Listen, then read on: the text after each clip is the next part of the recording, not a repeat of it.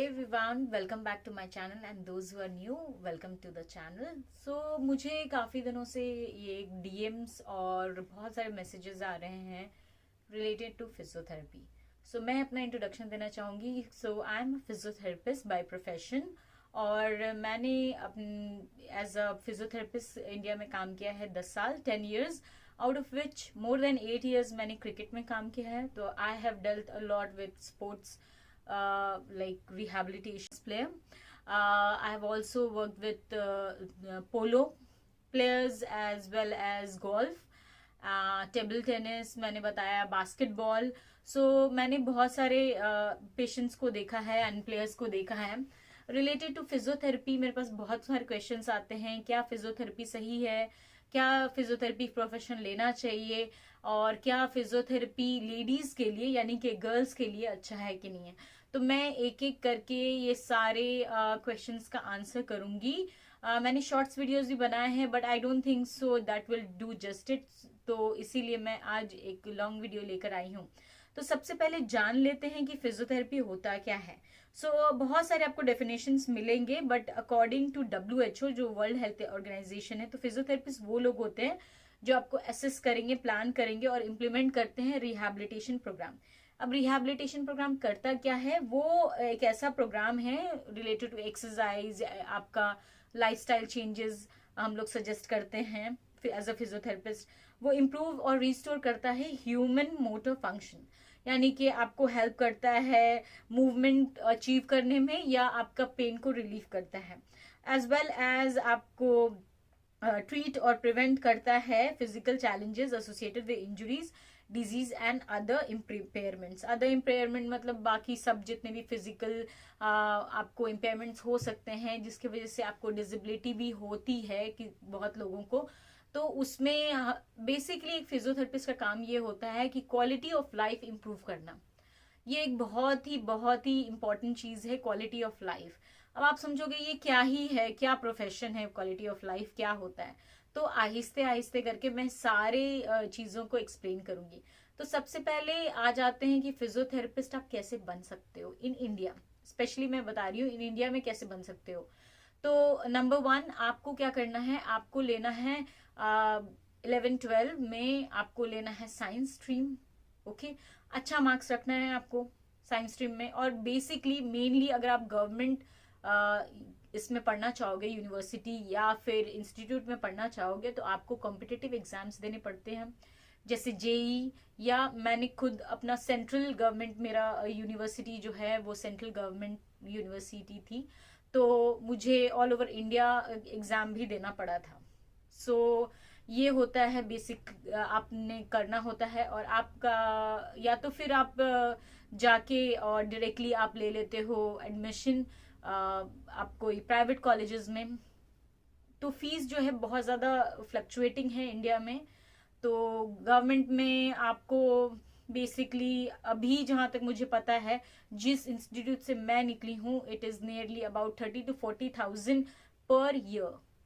और गवर्नमेंट के अलावा प्राइवेट में आपको 3 से 4 लाख रुपया या फिर उससे कम में भी हो जाता है. तो ये एक 4.5 years का कोर्स होता है, यानी कि 4 साल आप पढ़ाई करते हो जिसमें थ्योरी प्रैक्टिकल सब इंक्लूडेड होता है. एंड उसके बाद 6 month की आपकी इंटर्नशिप होती है.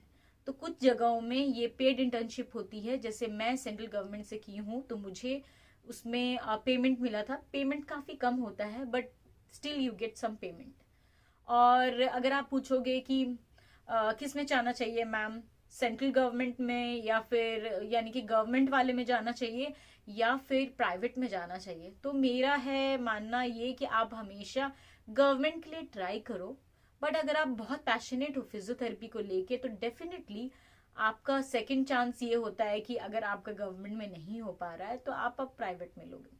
दोनों में क्या डिफरेंस होता है. नंबर 1 मॉनिटरली आप देख सकते हो कितना ह्यूज डिफरेंस है payment wise, like fees wise.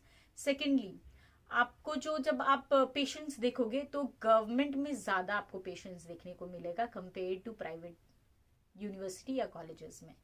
तो आप क्या करते हो, देखो ये एक प्रोफेशन ऐसा है जो आपको सारा कुछ प्रैक्टिकल करना पड़ेगा. आपने थ्योरी में क्या किया क्या नहीं किया, आप गोल्ड मेडलिस्ट थे, दैट डजंट मैटर। आप उस थ्योरी को कितना इम्प्लीमेंट कर पा रहे हो on the field, on the table और विथ पेशेंस, वो ज्यादा मैटर करता है। तो इन एट द एंड आप देखोगे कि आपने जितना पेशेंट देखा उससे बहुत ही फायदा होता है। और दूसरी बात कि हमेशा आप देखोगे मेडिकल जो फील्ड्स होता है उसमें बोला जाता है कि I am a practising physiotherapist. इसलिए प्रैक्टिसिंग बोला जाता है क्योंकि आप एक दिन में सीख नहीं पाओगे, और दूसरी बात है आपकी जो एजुकेशन है या पढ़ाई है कभी नहीं रुकती है। तो after 10 years of working also I am still learning.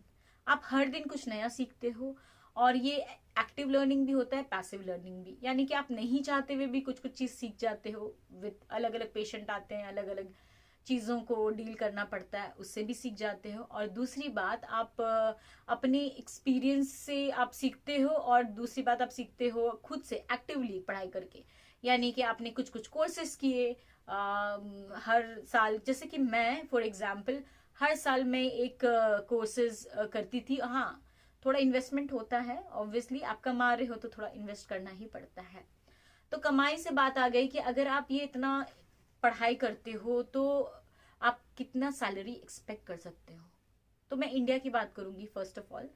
तो इंडिया में बहुत ही डिस्पैरिटी है कंपेयर, आप सैलरी को देखोगे कोई ऐसा फिक्स रूल नहीं है, क्योंकि फिजियोथेरेपी ऐसे सबको ही पता है कि एज सच हमारा कोई एसोसिएशन, एक स्ट्रॉन्ग एसोसिएशन नहीं है। तो उसमें क्या होता है, बहुत सारे डिस्पैरिटी, यानी कि कुछ लोग नहीं भी जानते हैं। क्वैक्स और ऑल्सो लाइक यूजिंग, थोड़ा सा सीख लिया उसके बाद, जैसे कि ये प्रॉब्लम जो है हर फील्ड में है मेडिकल में।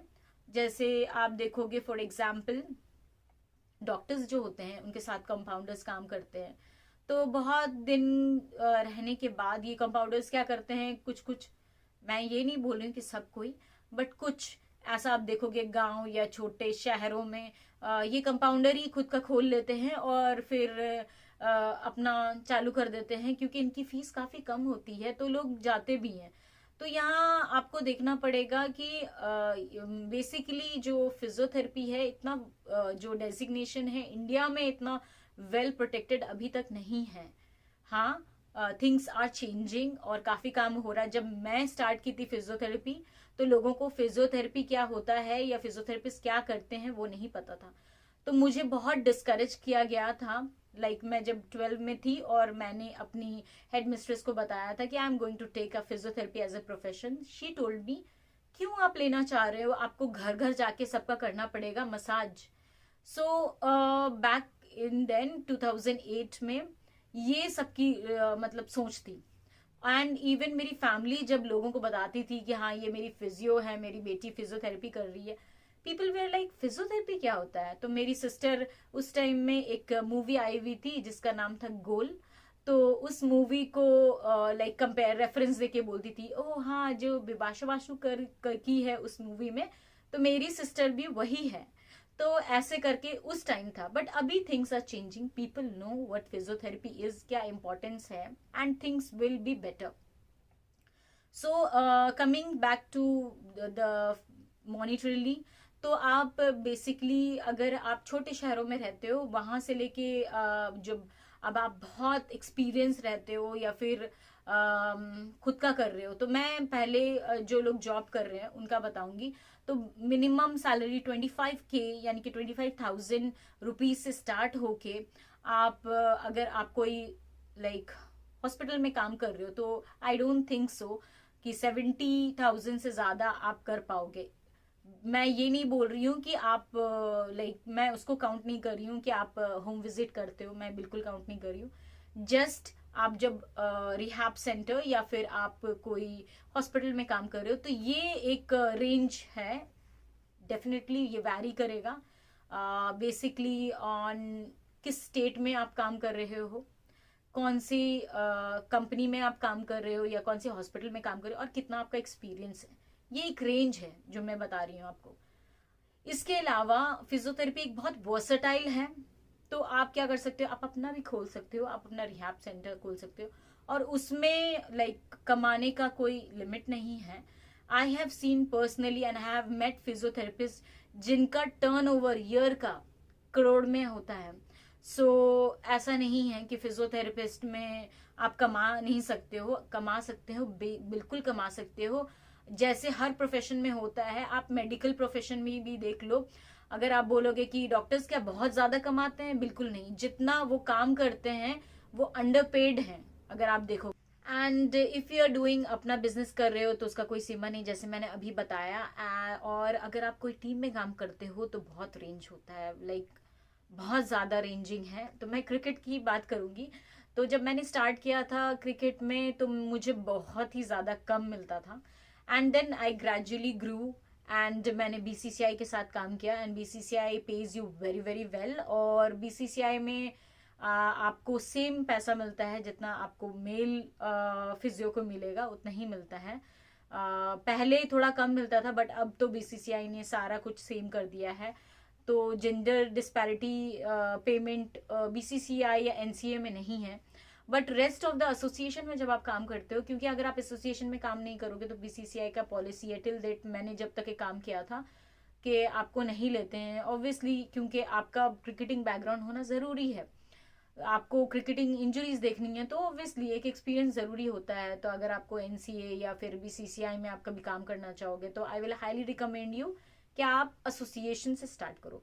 तो एसोसिएशन में काफ़ी डिफरेंस होता है एक मेल और फीमेल फिजियो को. डेफिनेटली मैंने सीनियर और बाकी सारे जितने भी एज ग्रुप्स होते हैं, अंडर 16, अंडर 15, 23 सीनियर्स, सारों में काम किया है. एज अ हेड फिजियो भी मैंने काम किया है. तो I can tell you hands down there is difference in payment. और आपको काम भी ऑब्वियसली थोड़ा कम रहता है कंपेयर टू मेल फिजियोज, क्योंकि मेल फिजियोज जो रहते हैं वो रणजी टीम देखते हैं और बाकी बहुत सारे उनके टूर्नामेंट्स होते हैं. तो उनके जो टूर्नामेंट्स होते हैं वो थ्रू आउट द ईयर होते हैं. तो मे बी ये भी एक रीज़न है कम पैसों का, एसोसिएशन कम देती क्योंकि आपको काम भी कम करना होता है.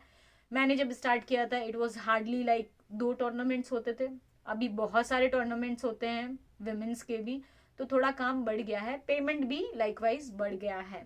तो आप अगर एसोसिएशन में काम करते हो तो समवट लाइक अगर आपका अच्छा खासा एक्सपीरियंस है, एक सीजन के लिए आपको 6 to आप 12 lakhs या उससे ऊपर भी जा सकता है, depending on which association you are representing as well as आपका कितना एक्सपीरियंस है.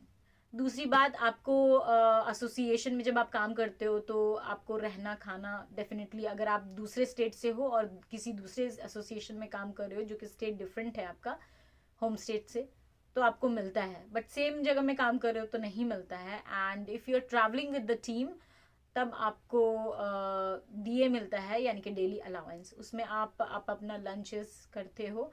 आई think so most of the time breakfast and dinner जो होता है कॉम्प्लीमेंट्री होता है, बट नॉट एवरी टाइम.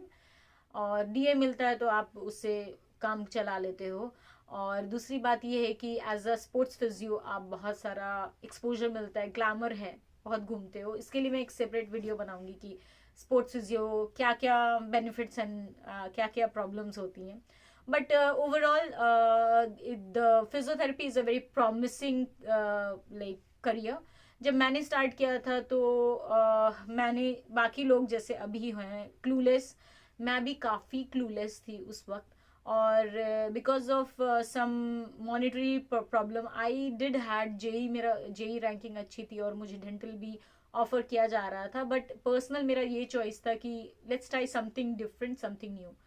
तो मैं फिजियोथेरेपी के लिए गई और it was much cheaper for me as well. उस टाइम में my family was dealing financially, बहुत we were dealing a lot. So मैंने ये ट्राई किया. एंड इवन मैं यहाँ पर मेंशन करना चाहूँगी कि आप उसमें भी स्कॉलरशिप में पढ़ सकते हो. तो मैं जीती जागती आपके पास एग्जाम्पल हूँ, मैंने फिजियोथेरेपी पूरा स्कॉलरशिप में पढ़ा है. तो basically my like bachelor I spend like zero money, and if I have got like I earned a lot from like in bachelor's as well, क्योंकि जब आप इंटर्नशिप करते हो तो कुछ ना कुछ पैसा मिलता है.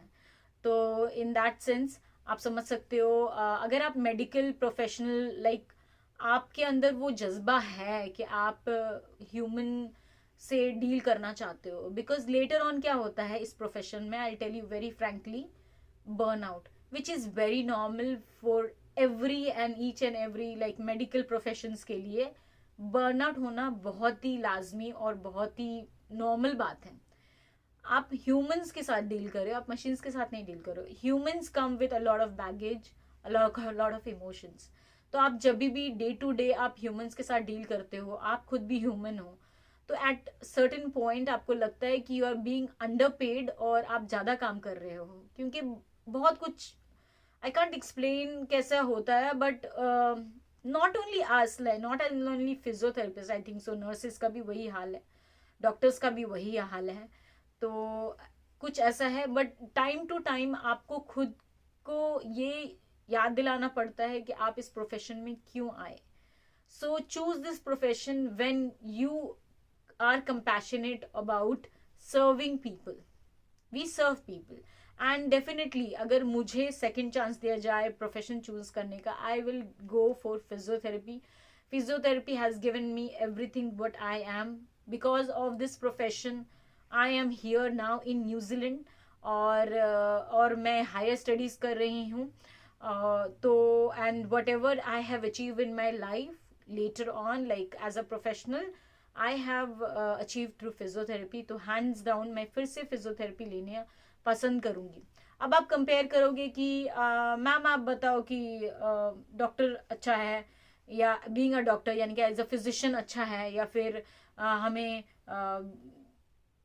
ये लेना चाहिए, नर्स बन जाना चाहिए, या फिर आप डाइटिशियन. एक क्वेश्चन मुझे ये भी आया कि मैं क्या डाइटिशियन, एज अ डाइटिशियन में बन जाऊं क्या. डाइटिशियन अच्छा कोर्स है. देखो आप, कोई कोर्स अच्छा या बुरा नहीं होता है. कोई कोर्स आपको वन गो में बहुत सारा ढेर सारा पैसा नहीं देने वाला है. Trust me, you have to be patience in your career. आप पेशेंस इज द की. अगर आपके पास नंबर वन पेशेंस है, हार्डवर्क है, जज्बा है, one day you will achieve wonders. So आप मेरा ही एग्जाम्पल देख लो कि मुझे बोला गया था, मुझे टीचर्स ने डिस्करेज किया कि आप मत लो, उस वक्त जब लोग फिजियोथेरेपी के बारे में जानते भी नहीं थे. I took that profession, I worked hard in it, and मैंने like I can proudly say कि I have represented like BCCI में मैंने काम किया. I even represented India in BCCI against South Africa. India A को मैंने represent किया है. तो आई अचीव दैट हाइट. तो आप भी अचीव कर सकते हो. और कोई भी प्रोफेशन छोटा बड़ा नहीं होता है. इट्स अबाउट आउटलुक, आप कैसे उस प्रोफेशन को देखते हो. आप अगर मान लो, अगर आप और एक वर्सेटैलिटी फिजियोथेरेपी में एक और चीज़ है, ये आप टीचिंग भी कर सकते हो इसमें, लाइक अदर मेडिकल प्रोफेशंस. तो अगर आप मान लो क्लिनिकल से थोड़ा बोर हो गए हो और आपने स्पेशलाइजेशन की है, मास्टर्स किया हुआ है, तो आप टीचिंग की तरफ भी जा सकते हो. आप अपना टीचिंग भी देख सकते हो. या अगर आप इनिशियल से सोच के रखोगे कि नहीं मुझे क्लिनिकल नहीं जाना, I am not enjoying clinics, I would rather go for teaching, तो आप ऐसे मेंटल सेटअप करते हो. It's all about what you think. आपको कैसा जाना है, आपको देखना है, अपने अपने आप को देखना है कि मैं किस चीज के लिए सूटेबल हूँ. देयर इज नथिंग गुड और bad profession, it's about outlook. आप कैसे देखते हो. आपको क्या लगता है कि एक पानी पूरी बिक्री करने वाला जो होता है वो एक डॉक्टर से कम कमाता है? बिल्कुल भी नहीं. ट्रस्ट मी, मैं खुद जानती हूँ. एक कोलकाता में एक पानी पूरी यानी कि पुचका हम लोग बोलते हैं उनको, वो सेल आउट करते हैं. वो एक डॉक्टर, नॉर्मल जो डॉक्टर होता है फिजिशियन, उससे ज्यादा कमाते हैं, and he is enjoying his life more than a doctor. And other professions को आप देख लो, तो मेडिकल में अगर आप देखोगे एमबीबीएस, डेफिनेटली एमबीबीएस को one of the top priority में रखा जाता है इंडियन सोसाइटी में. बट आप देखो उनकी हार्डवर्क भी उतनी ही है. यानी कि उसमें आप 5.5 years पढ़ते हो, और उसके बाद भी मैंने देखा है कि नॉर्मल एमबीबीएस करने से नहीं चलता है. तो आप फिर से आप इसके लिए तैयारी करते हो स्पेशलाइजेशन के लिए, which is not easy at all. Which is definitely not easy. And आपका नाइट ड्यूटी लगता है, डे ड्यूटी लगता है. फिजियोथेरेपी में भी लगता है नाइट ड्यूटी जब आप क्लिनिक्स में काम करते हो. बट रिस्पॉन्सिबिलिटीज थोड़ी कम होती है, आप देखोगे कंपेयर, क्योंकि अगर आप देखोगे एक एमबीबीएस डॉक्टर के ऊपर ज्यादा रिस्पॉन्सिबिलिटी है। उनके ऊपर ये होता है कि कोई पेशेंट का डेथ नहीं हो जाए उनके रॉन्ग मेडिसिन से। हमारे इसमें ये जो रिस्क है काफी कम है, बहुत कम है, अगर आप सही चीजें मतलब अकॉर्डिंग टू द बुक्स करते हो सारा कुछ। आई हैव नॉट सीन और I haven't harmed any patient at all. तो आप रिस्क फैक्टर भी देखोगे तो ऑब्वियसली फिजियोथेरेपी में रिस्क कम है and you will be a medical professional in India. अभी तो आप देखोगे कि पेशेंट्स डायरेक्टली भी आते हैं, आपको अप्रोच करते हैं कि हाँ मुझे पेन है तो मुझे फिजियोथेरेपिस्ट के पास जाना है। पहले ऐसा नहीं होता था, पहले डॉक्टर्स रेफर करते थे, आजकल रेफरल भी ज़्यादा होता है। एंड पोस्ट ऑपरेटिव केसेस में फिजियोथेरेपी का भी बहुत ज़्यादा इंपॉर्टेंस हो चुका है इंडिया में भी। सो ओवरऑल आप देखोगे तो बहुत बहुत प्रॉमिसिंग एंड बहुत अच्छा प्रोफेशन है ये। अगर आप, अगेन आई एम सेइंग, अगर आप ह्यूमंस को डील करना चाहते हो तो if dealing with human is not cup of your T, so please आप ये प्रोफेशन मत चूज करो और बाद में आप रिग्रेट मत करो इस चीज को लेके, because it takes a lot of time. 4.5 years is not very short period of time, long period है। सेकेंडली, अगर आप बोलोगे, किसी ने मुझे पूछा कि मैं एक फीमेल हूँ तो क्या ये प्रोफेशन मेरे लिए अच्छा है और क्या ये एक सेफ प्रोफेशन है, तो definitely it is one of the safest profession. And as a professional आपको कैसे अपने आप को रखना होता है ये आपको सीखना होता है। आप, इट डजेंट मैटर आप लड़के हो या लड़की हो, एज अ प्रोफेशनल आपको लोगों के साथ कैसे बिहेव करना है वो आपको विद टाइम आप सीख जाते हो, ये एक चीज़ है। दूसरी बात, वो इतना ही सेफ है फिजियोथेरेपी। मैं अपनी बात बताती हूँ, आई am a Muslim and I can proudly say कि मैंने फिजियोथेरेपी ली और मुझे कभी कोई प्रॉब्लम नहीं हुआ। Yes, I belong to a very conservative like society, my family was supportive but my society was conservative, but उसमें भी मैंने, I was one of the first Muslim physio, female physio in BCCI. तो आप समझ सकते हो कितना safe profession है ये। तो आपको खुद भी देखना होता है कि आप प्रोफेशनली सामने वाले को कैसे डील कर रहे हो। जैसे अगर कोई पेशेंट आता है बहुत एजिटेटेड रहता है, आप बताओ अगर आपको बहुत ज़्यादा पेन है और ठीक नहीं हो रहा है तो आपको नहीं लगेगा, आप इरिटेट नहीं होगे, बिल्कुल इरिटेट होगे। लोगों का इमोशन एक्सप्रेस करने का तरीका काफ़ी अलग होता है, कुछ लोग बहुत एग्रेसिव हो जाते हैं, उन लोगों को उसी तरीके से हैंडल करना होता है। You can not shout at them, okay, first of all तो आपने उन्हें समझाना होता है, उन्हें ये एक्चुअली अपने काम से, अपने बातों से ये फील करवाना होता है। इम्पैथी एक वर्ड होता है, इम्पैथी, वो फील करवाना होता है कि yes I do believe in you, आप बहुत पेन से गुजर रहे हो and I will be trying to help you out as much as I can. तो ये होता है एक तरीका। तो ये आपने देख लिया कि मैंने बताया आपको कि फिजियोथेरेपी होता क्या है, फिजियोथेरेपी आप कैसे ले सकते हो, कितना स्कोप है। अगर अब बोला जाए बाहर के लिए कि अब्रॉड में कितना स्कोप है, डेफिनेटली इंडिया से ज़्यादा स्कोप है और ज़्यादा पैसा भी है। बट दूसरी बात ये आ जाती है, कहीं भी आप एक डेवलप कंट्री में एज अ फिजियोथेरेपिस्ट काम करना चाहोगे तो आपको लगता है लाइसेंस। तो कुछ कंट्रीज में लाइसेंस का एग्जाम होता है, कुछ कंट्रीज में आपको अपने डिटेल फॉर्म फिल करके देना होता है।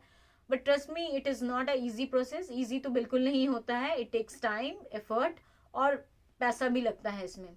But once it is done, abroad में ज़्यादा स्कोप है इंडिया से, क्योंकि अब्रॉड में एक डेजिग्नेटेड एसोसिएशन होता है फिजियोथेरेपी का, और कोई भी नॉर्मल इंसान फिजियोथेरेपी विदाउट लाइसेंस, अगर मैं जैसे यहाँ हूँ न्यूजीलैंड में, मेरे पास अभी लाइसेंस नहीं है, तो I can not call myself as a physiotherapist. yes, I can call myself that, and I am an overseas physiotherapist, but I am not a physiotherapist over here. So आप licence के बिना यहाँ काम नहीं कर सकते हो, तो लाइसेंस इज इम्पॉर्टेंट। अब आप बोलोगे कि मैं डायरेक्टली यहाँ इंडिया में पढ़ के अब्रॉड के लिए काम कर सकती हूँ, तो मेरा पर्सनल ये रहेगा ओपिनियन कि आप इंडिया में थोड़ा एक्सपीरियंस लेके आओ। ऑब्वियसली एक्सपीरियंस इज गुड, यहाँ एक्सपीरियंस का ही यू विल गेट, लाइक आपकी जो सैलरी है एक्सपीरियंस पे बेस्ड होगी। और जितना आप देखते हो ना, बुकिश नॉलेज तो अच्छी बात है, बट आप जब देखोगे, आप फील्ड पे काम करोगे या फिर आप जब हॉस्पिटल या पेशेंट, नेचुरल पेशेंट पे काम करोगे ना, एक्चुअल पेशेंट पे, आप बहुत डिफरेंस पाओगे, एक्चुअल में बहुत डिफरेंस। एंड उसी तरह से आपको अपना पर्सनालिटी डेवलप करना होगा and everything. So overall to sum up everything, मैं ये बोलूँगी physiotherapy is a very very promising field, और इसमें आप बहुत सारा चूज कर सकते हो। वर्सेटाइल है इन द सेंस कि आप या तो बीपीटी यानी कि बैचलर ऑफ फिजियोथेरेपी करके एक नॉर्मल जनरल फिजियोथेरेपिस्ट बन सकते हो, या फिर आप इसमें भी स्पेशलाइजेशन होता है 2 साल का, और आप उसमें मास्टर्स कर सकते हो। और मास्टर्स में बहुत सारी वैरायटीज आ गई हैं अभी, जैसे कि चाइल्ड स्पेशलिस्ट होता है फिजिशियन में, वैसे आप चाइल्ड पीडियाट्रिक फिजियोथेरेपी ले सकते हो, कार्डियोवास्कुलर ले सकते हो आप, रेस्पिरेटरी कार्डियोवास्कुलर में ही आएगा सीवी वाले में। और देन यानी कि आईसीयू पेशेंट को आप देख सकते हो। देन स्पोर्ट्स हो गया, ऑर्थो हो गया, जीरियाटिक्स फिजियोथेरेपी भी आ चुका है अभी, यानी कि आप सिर्फ बुजुर्ग लोगों को आप ट्रीटमेंट करोगे या उनकी जो प्रॉब्लम है उसको सॉल्व करने की कोशिश करोगे या उनको क्वालिटी ऑफ लाइफ देने की कोशिश करोगे। तो ये है।